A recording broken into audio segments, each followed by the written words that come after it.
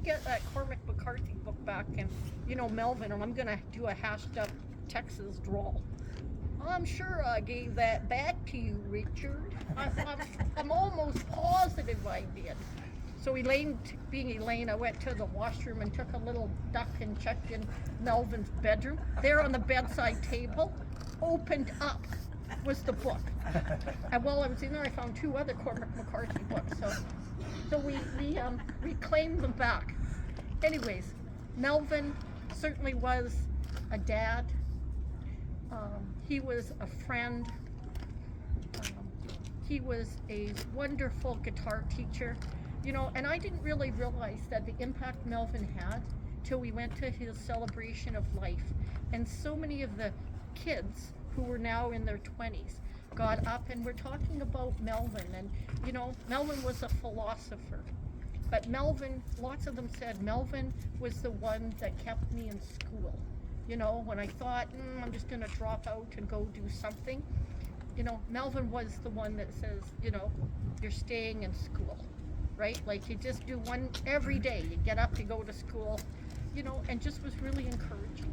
And, the people, all these young people said, Melvin made such a big difference in my life, and I think that's who Melvin was. He was lots of things, fly fisherman and certainly a philosopher and a friend.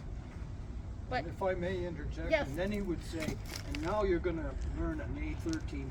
Yeah, and now you're going to learn an A13th chord, yeah. And I think it was longer than just last January, but Richard certainly had the idea about getting a mural painted for Melvin. And I know better that when Richard says I have an idea, I know that, yes, put your running shoes on, because Richard's the ideas guy, and I'm the let's get this going, happening thing. So we did some kind of looking around for mural artists, and of course then we thought about Don Hamm. So we went and had a visit with Don, and Don did a mock-up of it and showed it to us for about, 3 minutes, and says, does this look like what you want? And we said yes. And then after that, we weren't allowed to see it again. So it was on a computer about this big. So when I went to see it the other day, I was in tears. I thought, there's Melvin with his big hands and his kind of, I love it that he's kind of looking out as if he's got something profound to say. Or maybe he's just, being Melvin and sort of, relaxing. But anyways, yeah, so this is going to, Don Hamm did a wonderful job. Somebody said, well, is it going to have like a shellac cover on it?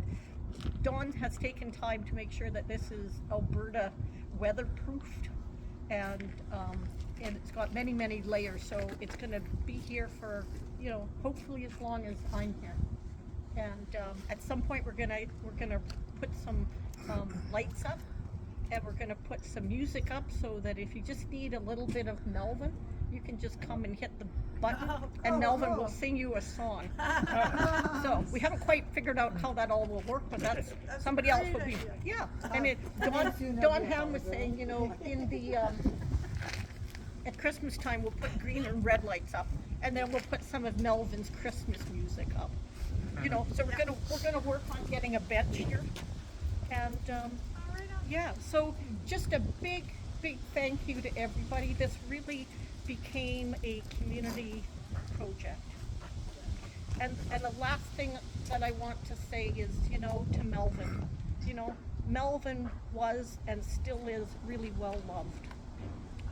I think Melvin lived his life the way that Melvin wanted to live his life, and I feel fortunate that I was part of that life. So, and thank you so much, you guys.